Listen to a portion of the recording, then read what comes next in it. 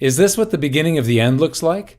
Jordan Alicio writes, boom, we now have modern monetary theory in England.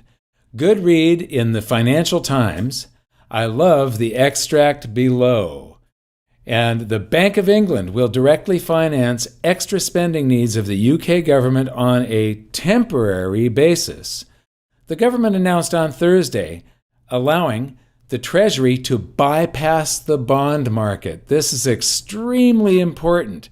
This is exactly what happens at the beginning of hyperinflations. What is going on here is the Treasury is going to bypass the bond market by selling treasuries. Normally the Treasury sells and these are British consols, basically. That's the equivalent of a bond in Great Britain. They normally sell them to a primary dealer, which is the big banks and brokerage houses, who then put them on the market. And the central bank, in this case the Bank of England, in the United States it would be the Fed, has to then bid on these bonds along with the public and so on. Now what's happening is that the Treasury is going to sell them directly to the Bank of England. They call this monetizing debt, directly monetizing debt. And this doesn't require a specific bid anymore to compete. So the Treasury can just sell these directly to the Bank of England, and that funds deficits, and this is how hyperinflations begin. But if you notice the next line, wonder if the temporary financing will last as long as Nixon's temporary suspension of convertibility of the US dollar into gold. That was only 49 years ago. Well, no, it won't last that long. If it lasts long at all, it eventually leads into hyperinflation, and it won't take 49 years to get there. So going to our news page, you can see some things like protectionism might break global supply chains, trade set to plunge as COVID-19 pandemic upends global economy, and then expect at least another 6.5 million jobless claims. This was before the jobless claims report came out. It was actually 6.06, so a little bit under what they were expecting here, but it far exceeded the average news media thing, saying it was going to be about 5 million. And so getting right into some of the stories that were posted shortly after this was snapshotted. I'm going to skip the paper IOU prices of gold and silver today, but these are from Zero Hedge, and they were all on our website in one form or another. Fed unveils a new bailout program will provide up to $2.3 trillion in loans to support economy. Now, what's happening here is this article explains how the Treasury is going to supply about $450 billion, and then the Federal Reserve will use fractional reserve lending to create the rest out of thin air. So this $2 trillion CARES program, a lot of this can get leveraged up into many, many trillions of dollars. So that's what this article was about. The next article, free markets are, in my book, I think there was a chapter, Dread the Fed, the Golden Rule is Dead. And that was about when the Fed happened, it ended the classical gold standard, the Golden Rule. And so this one is free markets are dead, blame the Fed. I'm adding that to it. The Fed starts buying junk bonds and junk ETFs. So these ETFs are ETFs of junk bonds. But basically, this article goes on to say that the only assets, this is how it closes, the only assets that the Fed is now not directly buying is stocks. And here too, it's just a matter of time. Another article, a shocking 17 million Americans have filed for unemployment in the past 3 weeks. And this one ends, for every COVID-19 deaths, the U.S. lost 1,132 jobs. So it's a 1,132 to 1 ratio. And so this is just absolutely killing the economy. And here are the jobless claims, and what they've done here, this is from Bloomberg, they've taken the 3-week aggregate of initial jobless claims. So it's a rolling 3-week aggregate. So they're adding up the past 3 weeks. And what you see here is that this is just under 17 million jobless claims in just the past 3 weeks.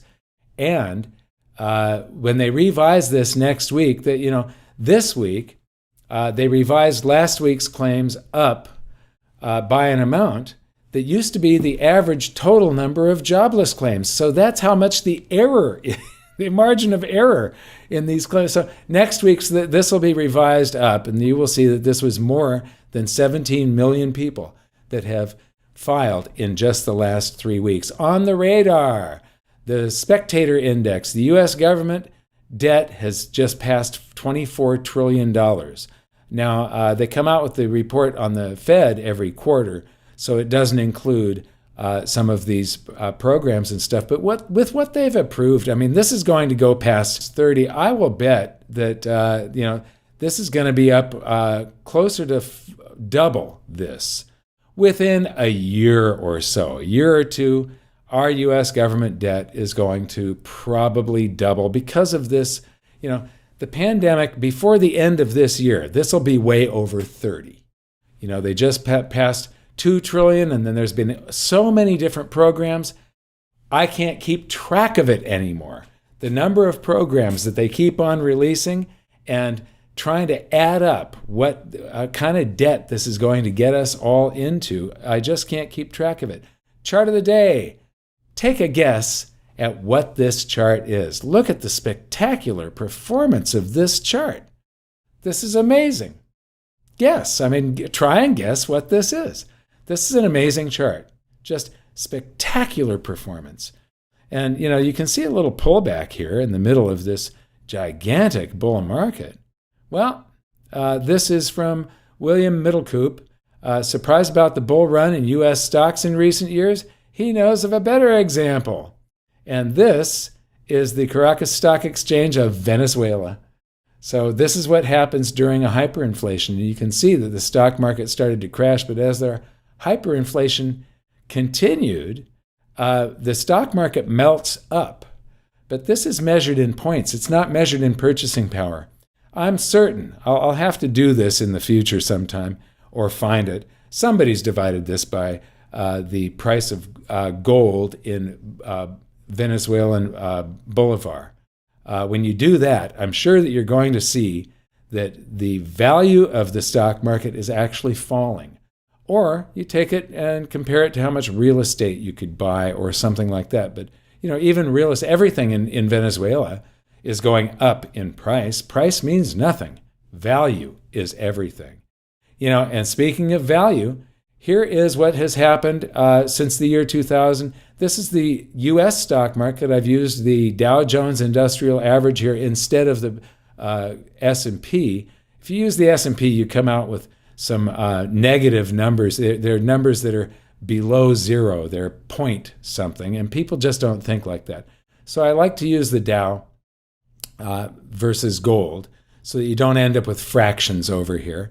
And when you price the Dow Jones in ounces of gold, what you see is that the Dow set its record in 1999, and it has been falling ever since. The stock market did do this rebound, and gold went into a temporary bear market, a cyclical bear within a secular bull market. The bull market for gold is not dead. It's not over with. And it's been falling. And today, the Dow is down almost 70% from where it was in 1999, meaning gold is up about 220% measured in stocks. Gold has outperformed stocks by that much. I want to welcome the 826 new subscribers. And just remember to click that thumbs up button and share these videos on Facebook and Twitter. Some viewer feedback.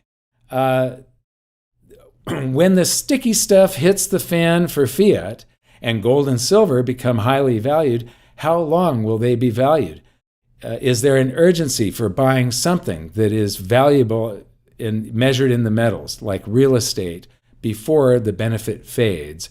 Or will the value be held for a long period? Well, first of all, gold and silver have held their value for thousands of years. It bounces up and down in a range. We're coming from a low end of the range up toward the high end of the range. But a lot of this depends on whether or not we go back onto some sort of gold standard. If we do, look for a purchasing power that would be measured today in $10,000 an ounce or more, and it'll be sort of a plateau. And then other things, real estate, when it bottoms, it takes a long time for real estate to come back. So will stocks. And so I don't think it'll be like a V-shaped thing where you have to worry about doing it right away. Past performance is no indicator of future realities. History doesn't repeat, but it often rhymes. And you really do need to look at past performance, past history, to try and get an idea of what's going to happen in the future. Because if you account for all of the little twists that are happening right now, and you look at what happened in the past, try and account for those twists, you can get a very good picture of what's going to happen in the future. George Orwell's 1984 is not fiction anymore. It's a history book now. Wouldn't be surprised if the Fed tries to remove paper currency from circulation to mitigate the spread of infection. My producer, Dan Rubach, said, "You watch, this will happen." And that was about 10 years ago. So this is something that, we have known would happen and have sort of been warning about that. But it's the introduction of blockchain technology when the Fed coin comes out, when you've got blockchain, Federal Reserve dollars, that is the moment of enslavement, when all of these central banks start putting, and when we accept them, when they do this, I was just talking with Dan today, it will probably be with something like, okay, here's the new Fed wallet or the new US dollar wallet, and we're going to, for stimulus, we're going to give everybody $5,000, just download this wallet. And that's how you get everybody to start using this national digital blockchain currency where they can track everything that you do. Churchill once said, "I contend that for a nation to try to tax itself into prosperity is like a man standing in a bucket and trying to lift himself up by the handle." Well, modern monetary theory is like a man adrift in the ocean trying to save himself from drowning by sucking the air out of the raft. I could not agree more. The meme of the day, but make sure you get my book, share these videos.